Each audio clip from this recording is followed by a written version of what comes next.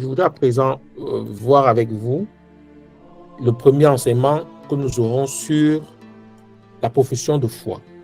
Nous aurons peut-être 2 ou 3 enseignements. Commençons la première série aujourd'hui. La profession de foi, c'est quoi? C'est cette prière que nous récitons aux Eucharisties du dimanche ou à certaines célébrations, aux Eucharisties de certaines festivités, solennités. C'est aussi cette prière que nous récitons quand nous devenons chrétiens. On doit confesser, professer la foi. C'est ça notre identité, en fait, notre carte d'identité comme chrétien, c'est ça, la profession de foi. Donc, c'est bien de la redécouvrir. C'est bien de la redécouvrir pour nous interroger où en sommes-nous avec notre foi. Et pour voir le chemin que nous devons faire pour grandir dans la foi. Je rappelle que la foi, c'est un don de Dieu. Avant toute chose, il faut dire que la foi, c'est un don de Dieu. Et comme tout don de Dieu, la foi doit être entretenue. Si la foi n'est pas entretenue, elle va se ratatiner. Lorsque la foi est entretenue et lorsque la foi est nourrie, la foi grandit. La foi s'affermit.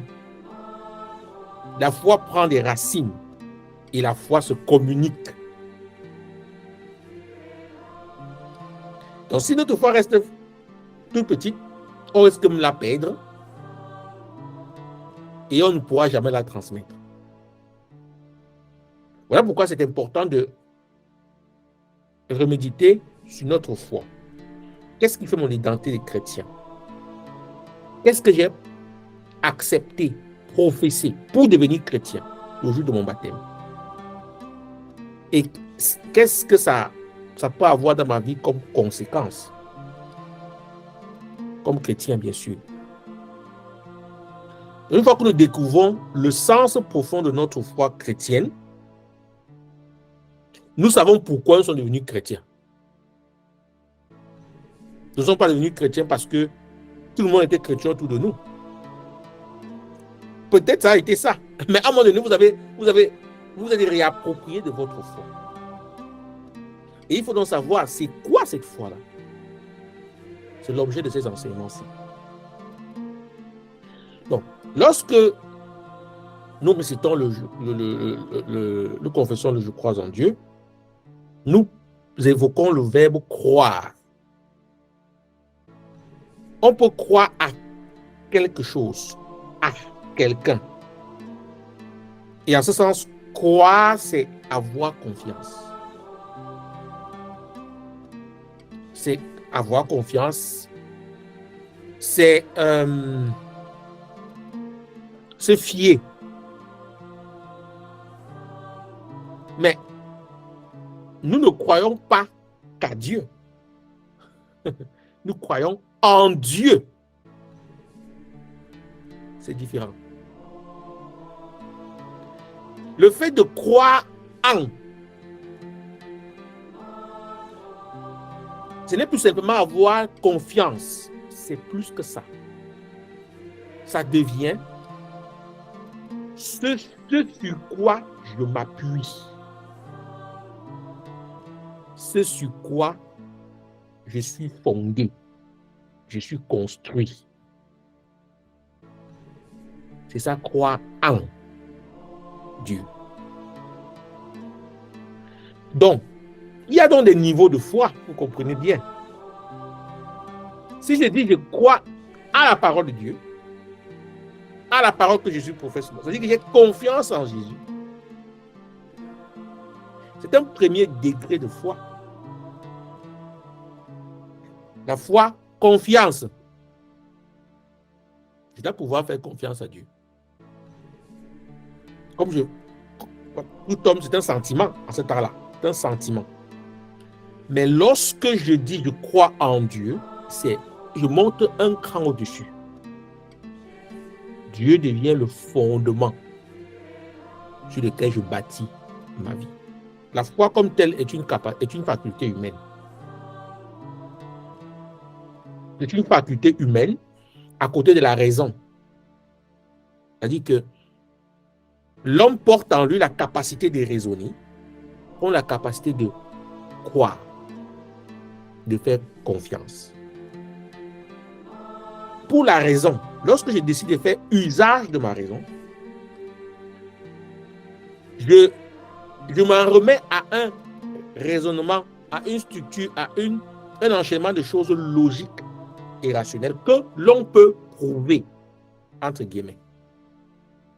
Donc, il faut que ce soit d'abord capable d'être prouvé pour que je m'en remette à cela. C'est ça la raison. C'est ça la démarche rationnelle. Donc, si je peux prouver, alors j'accepte. J'adhère. C'est ça la démarche rationnelle.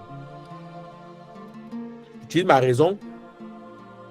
Quand j'utilise ma raison, mes actions sont le fruit donc de cette démarche logique que j'ai menée au préalable. Mais lorsque je crois, ma foi précède mes actions.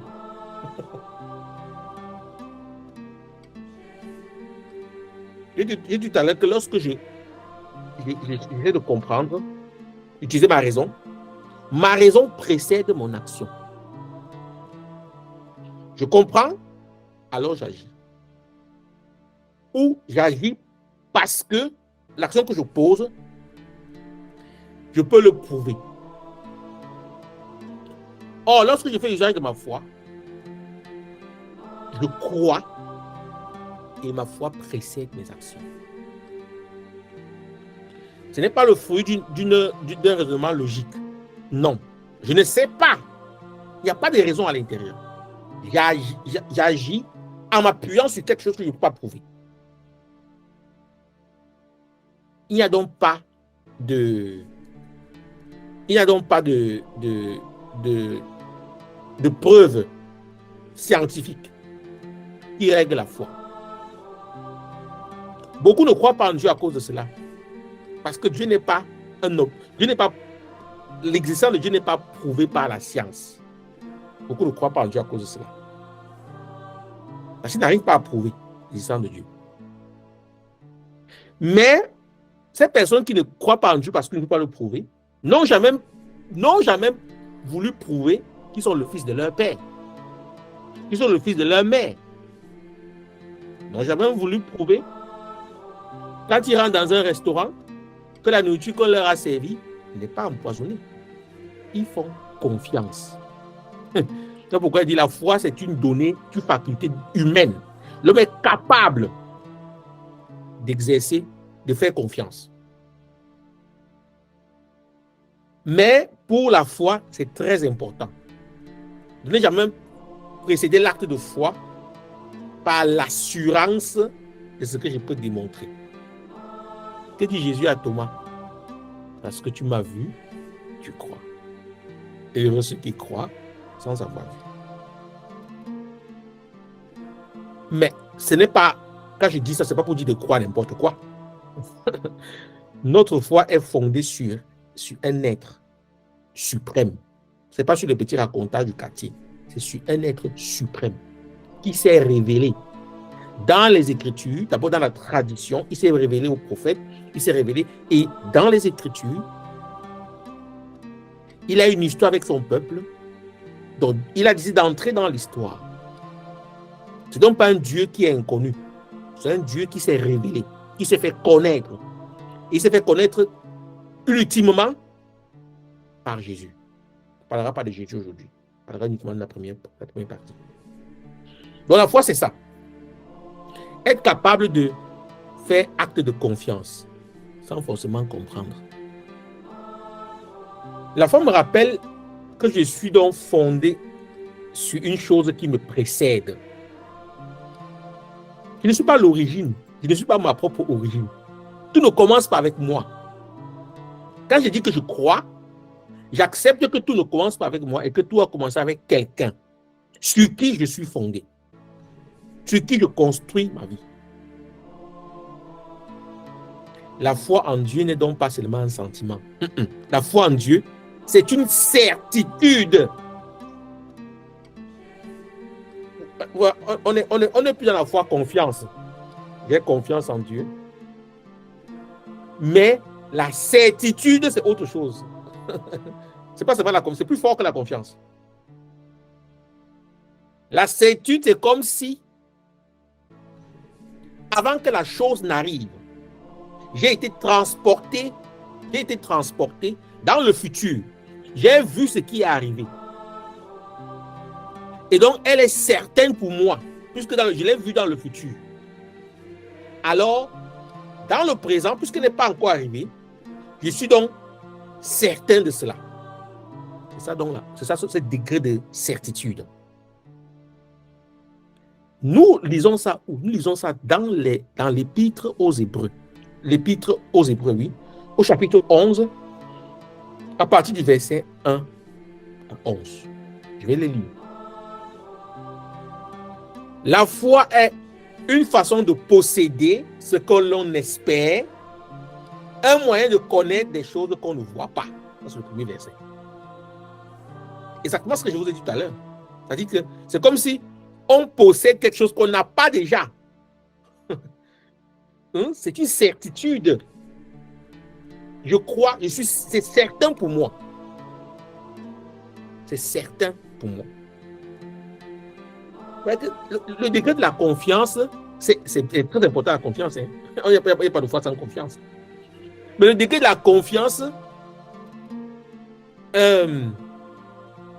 signifie que je me fie à ce qui m'est dit. Mais quand c'est une certitude, ce fait de me fier à ce qui m'est dit devient un savoir un savoir intangible. En ce temps, ça devient donc la certitude. Quand je vais en campagne d'évangélisation, il m'arrive de dire souvent pendant la campagne, parce que nous faisons ce que je vous ai demandé de faire, nous allons proclamer sa parole, Jésus donnera des signes. Les gens parfois me regardent avec, avec étonnement. Je dis non, je ne crois pas seulement que Jésus fera des signes, je le sais. C'est deux choses différentes. Je ne crois pas seulement. Je ne crois pas. Donc, je n'ai pas seulement confiance qu'il fera des signes, mais je sais qu'il fera des signes. C'est-à-dire que pour moi, c'est une certitude. Pourquoi c'est une certitude? Parce que la certitude s'appuie sur la parole qu'il a donnée lui-même. Allez, et voici les signes qui accompagneront. C'est donc une certitude. Ce n'est plus une simple confiance, c'est une certitude. Donc, la foi, c'est donc intègre cette dimension-là. Et je lis le deuxième verset. Et quand l'Écriture rend témoignage aux anciens, c'est à cause de leur foi. Verset 3. Grâce à la foi, nous comprenons que les mondes ont été formés par une parole de Dieu, et donc ce qui est visible n'a pas son origine dans ce qui apparaît au regard. Grâce à la foi. Verset 4. Grâce à la foi, Abel offrit à Dieu un sacrifice plus grand que celui de Caïn. À cause de sa foi, il fut déclaré juste. Dieu lui-même rendait témoignage à son offrande. À cause de sa foi, bien qu'il soit mort, il parle encore. Verset 5. Grâce à la foi, Enoch fut retiré de ce monde. Il ne connut pas la mort, personne ne le trouva parce que Dieu l'avait retiré avant cet événement. Il avait été agréable à Dieu, et que tu en témoignes. Verset 6. Or, sans la foi, il est impossible d'être agréable à Dieu. Car pour s'avancer vers lui, il faut croire qu'il existe et qu'il récompense ceux qui le cherchent. Je m'arrête là pour commenter. Il n'y a donc pas d'expérience de Dieu sans la foi. Vous trouverez dans la bouche de beaucoup de personnes. Le mot Dieu est devenu un mot qui n'est plus confiné à l'église. Regardez dans les... il y a des chansons religieuses dans en boîte de nuit. Est-ce que c'est la croix? Ils savent que Dieu existe, mais ils ne croient pas en lui. C'est toute la différence. C'est le schéma de l'évangile de tout à l'heure. Le démon sait qui est Jésus, mais il ne croit pas en lui. Donc, ce qui rend possible d'être agréable à Dieu, c'est la foi en lui. C'est la foi qui rend possible la relation au Seigneur.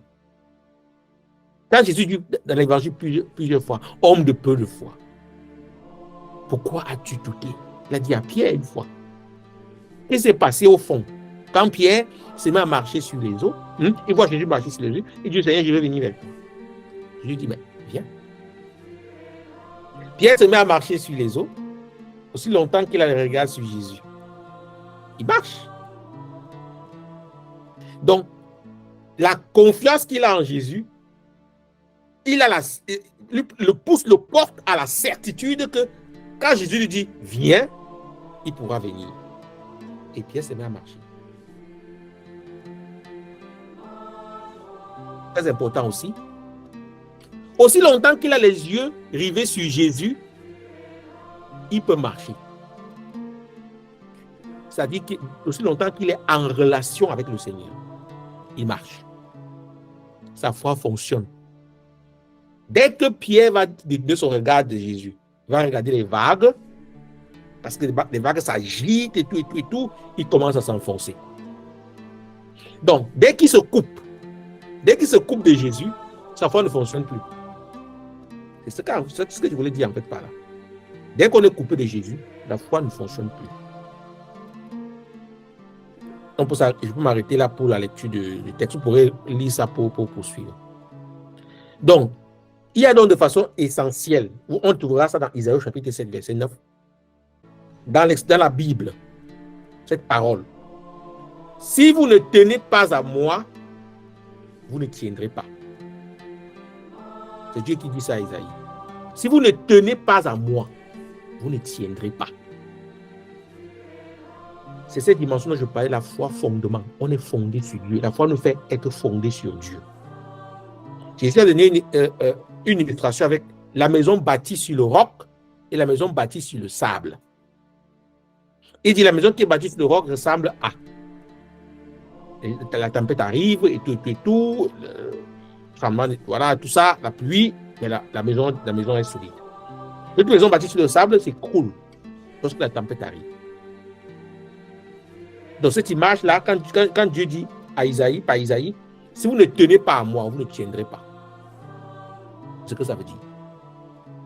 Ceux qui n'ont pas la foi n'ont rien sur quoi s'accrocher. Ils n'ont rien sur quoi s'accrocher de sérieux. Mais ils s'accrochent sur autre chose. On verra ça tout à l'heure. Ils tentent de s'accrocher sur autre chose. Mais ça ne tient pas longtemps. Donc nous devons donc savoir que nous devons nous poser la question de savoir sur qui nous avons bâti notre foi. Sur qui ai-je bâti ma foi? Qu'est-ce qui t'inspire le plus confiance dans ta vie? Ici, je vais expliquer une fois une expérience très, on peut le dire amusante. Quand on y réfléchit, c'est bluffant. Vous entrez dans le véhicule, vous ne connaissez pas. Vous allez quelque part, vous ne connaissez pas l'endroit, mais quelqu'un vous donne l'adresse. Vous mettez l'adresse dans votre GPS. Et le GPS vous guide. Vous ne vous interrogez pas, mais vous suivez le GPS. Et on ne se pose pas la question en route, mais cette histoire m'amène où? On ne se pose pas la question, on suit et on roule même parfois très vite sur l'autoroute, ça va très vite. Et on ne se pose pas de questions. On fait confiance à son GPS. Première image. Deuxième image. Il y en a qui font confiance à leur médecin. Quand le médecin lui dit ne fais pas ça, il le prend au sérieux. Et c'est bien, il faut écouter ce que le médecin dit. Mais ce que je veux dire par là, c'est la confiance qu'on est capable de mettre en quelqu'un de qui notre vie dépend. On fait confiance. On fait confiance quand vous écoutez, vous ouvrez la radio ou la télévision, vous écoutez les journaux et que les journalistes vous disent il y a eu ça, il y a eu ça, il y a eu ça. Qui a été vérifié? Qui a été vérifié? Personne n'a été vérifié. Mais nous faisons confiance. Je peux citer des tonnes d'expériences comme ça qui sont des événements de notre quotidien. Mais pourquoi ne sommes-nous pas capables de faire usage de la même confiance envers Dieu? Nous faisons confiance à un GPS construit par les hommes qui peut se planter même. Nous conduit, plusieurs personnes ont fait l'expérience. Le GPS les mène là où il ne fallait pas. Mais nous faisons confiance. Pourquoi ne faisons-nous pas confiance à Dieu? Qu'est-ce qui fait la sécurité de notre vie? Il faut te poser cette question pour grandir dans la foi. Qu'est-ce qui fait la sécurité? Est-ce qu'il y a quelqu'un dans ta vie au sujet de qui tu penses que sans lui, tu ne peux pas vivre? Il te garantit ça, il te garantit ça, il te garantit ça.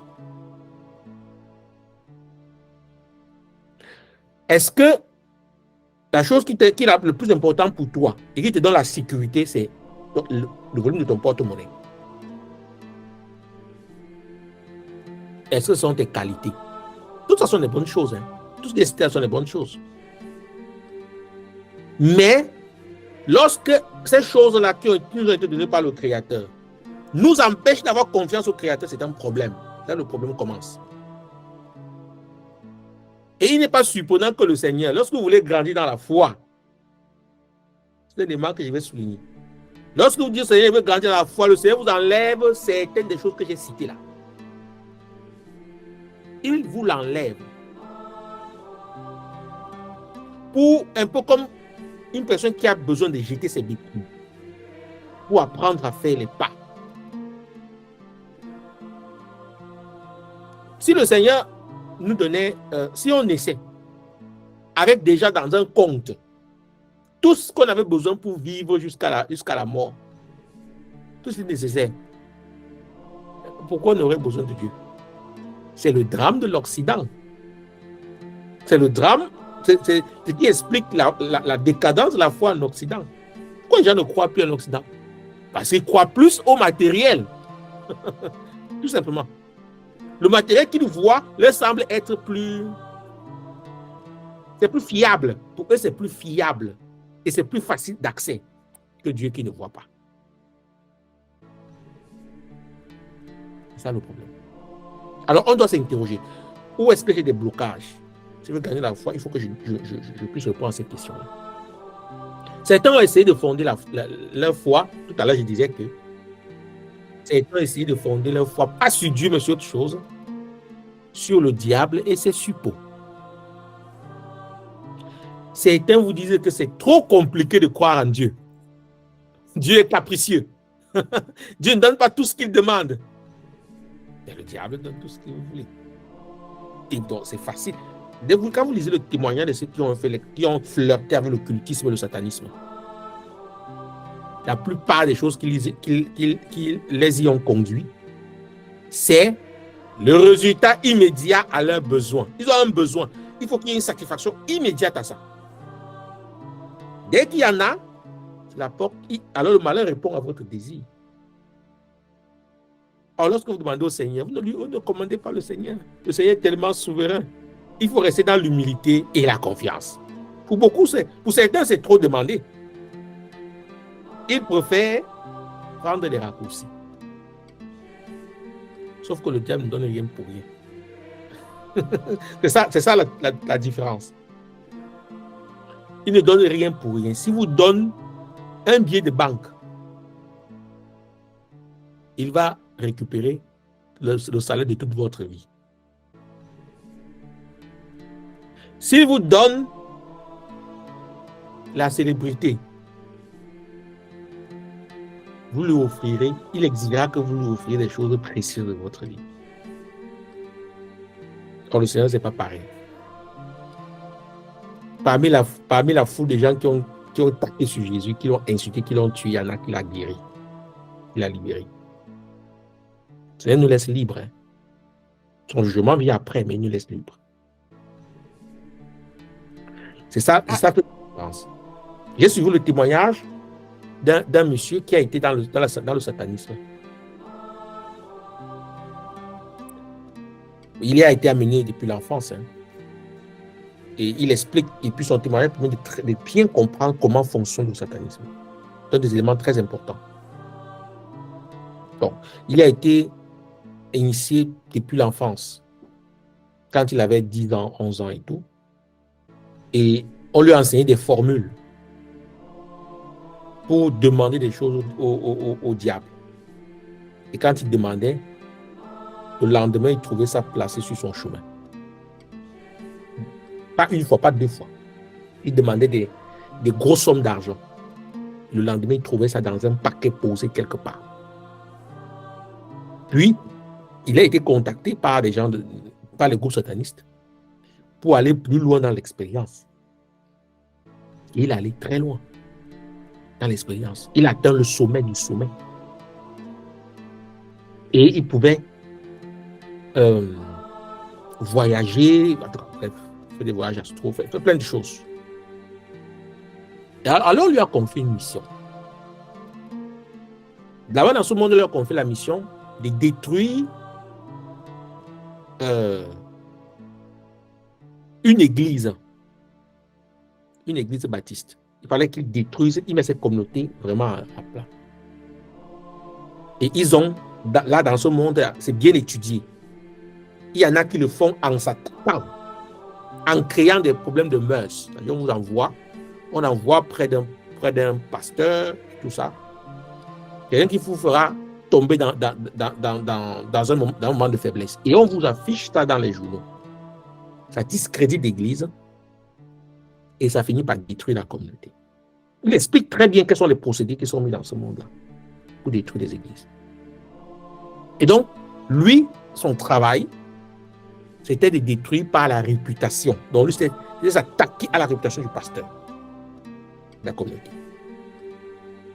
Alors, ce qu'il a fait de façon, il a fait très bien. Et il avait beaucoup d'argent qui était mis dans un compte pour faire ce travail. Donc, il n'avait besoin de rien.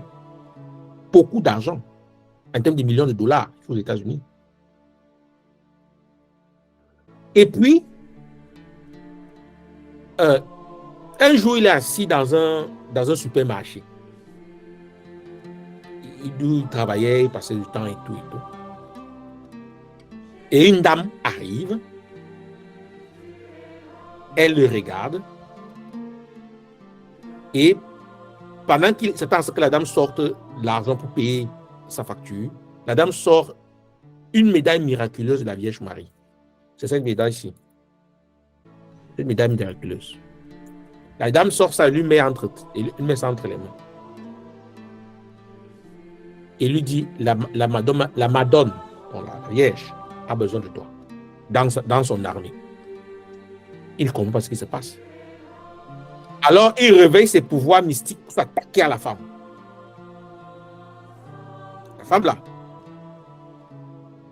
Et dès qu'il se met dans son état, il est ébloui d'une lumière qui se rend compte que le combat est perdu d'avance.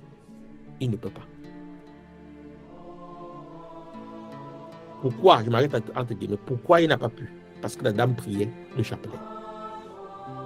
La dame priait le chapelet régulièrement. Et donc, et après cet instant, il a vu s'attaquer à la femme, la Vierge lui apparaît. Et la Vierge lui dit, il a besoin de toi. Sors de là où tu es. Et donc, il va aller dans une église catholique pour participer pour la première fois à l'Eucharistie. Et il va suivre un chemin pour pouvoir abandonner ce qu'il avait, le chemin qu'il avait emprunté. Et puis, il va être initié à l'adoration, qui était un très grand moment pour lui. Et il disait qu'il était ahuri. Parce que quand il a eu sa conversion, qu'il allait pour la première fois à l'église, Jésus était dans la personne du prêtre. Il voyait Jésus pendant au moins 3 ans, à chaque Eucharistie. Jésus lui apparaissait. Il pensait que tout le monde voyait Jésus, et que c'est normal. Il était étonné que quand il parlait avec d'autres personnes, les gens disent que mais tu parles de quoi? Et il s'est rendu compte que, c'est lui qui l'a dit, il n'y a pas 15% de catholiques qui croient en la présence réelle de Jésus dans l'Eucharistie. Il n'y en a pas 15%. Parce que lorsqu'il a fait sa première adoration eucharistique, donc il savait qu'il allait rencontrer Jésus, il pensait qu'il fallait prendre le rendez-vous pour ça. Et que le rendez-vous pour ça, comme c'est compte tenu de l'importance de Jésus, peut-être qu'il fallait attendre 3 ans pour avoir un rendez-vous. Parce que le monde devait être... On lui a dit non, il n'y a pas de rendez-vous pour ça. On lui a indiqué le lieu pour l'adoration. Quand il arrive, il se rend compte que c'est la seule voiture au parking.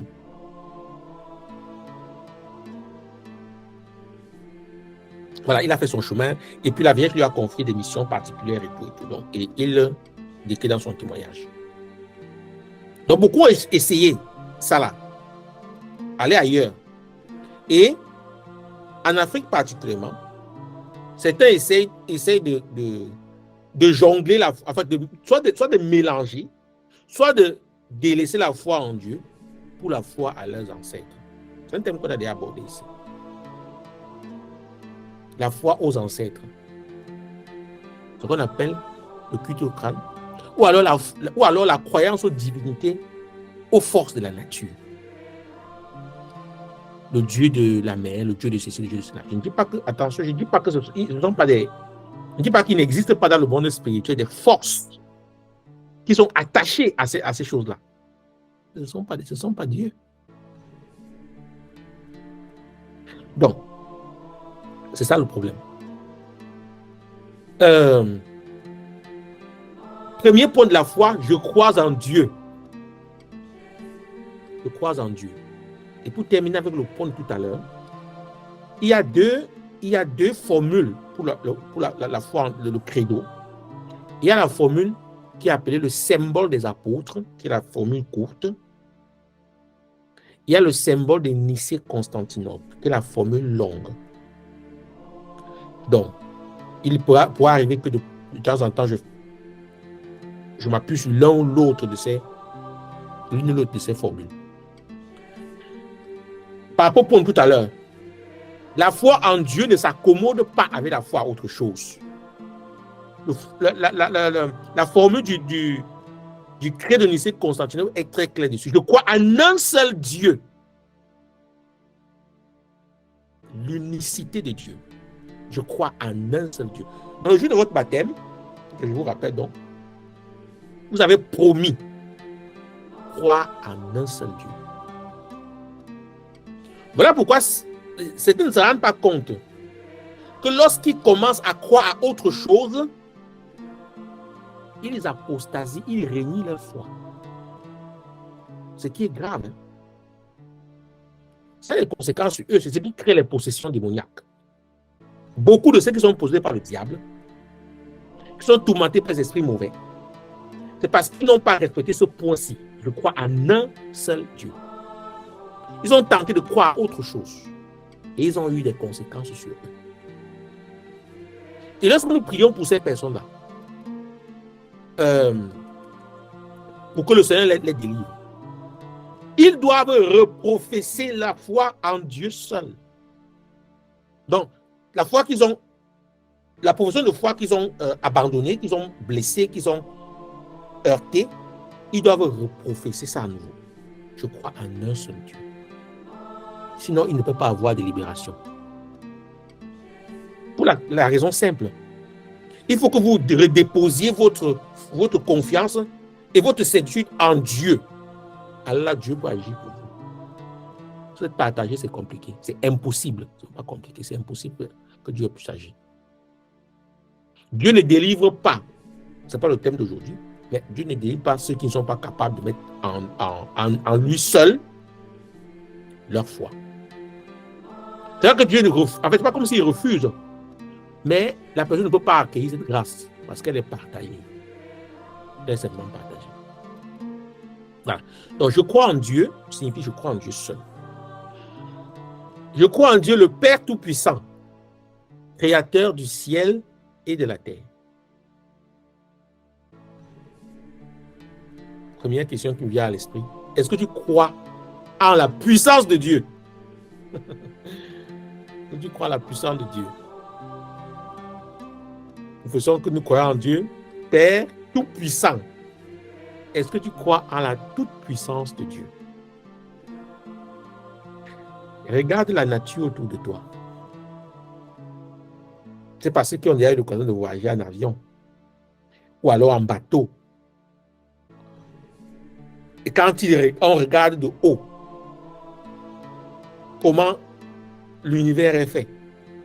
Quand on regarde ces forces de la nature, la mer et tout, quand on regarde ces grands rochers, c'est effrayant pour l'homme. Voilà pourquoi l'homme a attribué à ces forces-là des divinités. Parce que c'est si fort que ça sentiment de l'écraser. Il faut qu'il puisse demander la protection de cette divinité. C'est de là que vient l'idolâtrie. Alors, quand tu regardes la nature, cette nature qui te fait peur, combien plus, pas étrange, mais plus immense peut être celui qui les a fait. C'est ce que la parole de Dieu dit. Donc, quand je dis que je crois en Dieu Père Tout-Puissant, il s'agit pour moi de regarder autour de moi. C'est le créateur du ciel et de la terre. Regarde autour de moi. Quand je regarde la personne que je suis, quand chacun regarde la personne qu'il est, et que depuis des années, on se bat à changer un comportement et tout, on sent qu'on est complexe en nous-mêmes. Combien plus complexe doit être celui qui m'a fait? Quand je vois celui qui est autour de moi, ceux qui sont autour de moi, et qui ont des qualités multiples que je n'ai pas et que j'admire, combien plus celui qui les a fait? Quand on professe dans la foi en Dieu Père Tout-Puissant, deux choses. L'admiration de ses œuvres. L'admiration. Est-ce que j'admire la grandeur de Dieu à travers ses œuvres? Deuxième chose. La gratitude. La gratitude. Sommes-nous assez reconnaissants vis-à-vis du Seigneur pour tout ce qu'il fait pour nous? Quand tu te lèves le matin, tu ne te poses pas la question, l'air que j'ai respiré là, est-ce qu'on m'a facturé ça? C'était gratuit. Et on pense que c'est normal. Aller en Chine, dans les grandes métropoles en Chine, vous verrez que les gens ont des problèmes de poumons parce que l'air est terriblement pollué. On parle ces jours-ci de la Colombie, où tout brûle, toutes les forêts brûlent. Et donc, il y a de la fumée partout. Les gens sont obligés de marcher avec des masques. Donc, quand je me lève le matin et que je respire l'air pur, ça paraît si normal. Non, ce n'est pas normal. Ce n'est pas normal. Quelqu'un l'a voulu pour moi. Quelqu'un a commandé ça pour moi. C'est comme si tu te lèves le matin, tu vois dans ta boîte aux lettres des colis précieux dont tu avais besoin. On a commandé un ami. Et puis, tu ouvres tes colis. Tu commences à utiliser. Sans te poser la question, ça vient d'où? Comme c'est normal. C'est pas normal que quelqu'un dépose ça là pour toi. C'est ça, en fait, professer la foi en Dieu Père. Me rendre compte de la bonté de ce Père envers moi. Parfois, quand on a des problèmes dans la vie, on dit que la vie est trop dure, la vie est trop chère, ce qui est vrai, hein? Je ne dis pas le contraire. Est-ce qu'on a déjà dormi un jour sans manger? Parce que la vie est dure. Peut-être même, admettons, pour le nombre extrêmement rare de ceux qui ont déjà pu le faire, combien de fois? Ce n'est pas tout le temps. Très souvent, l'appréciation de nos problèmes, la capacité que nous avons de pouvoir appréhender nos problèmes, cause crée en nous les aspirations de ce problème-là. Et on ne voit plus ce que le Seigneur fait au quotidien, malgré ces problèmes. On ne voit plus, on croit que c'est normal. Ce n'est pas normal. Quelqu'un l'a fait pour nous. Quand tu vas au marché, acheter des vivres et tout, tu vas dire que tu sors ton argent pour payer.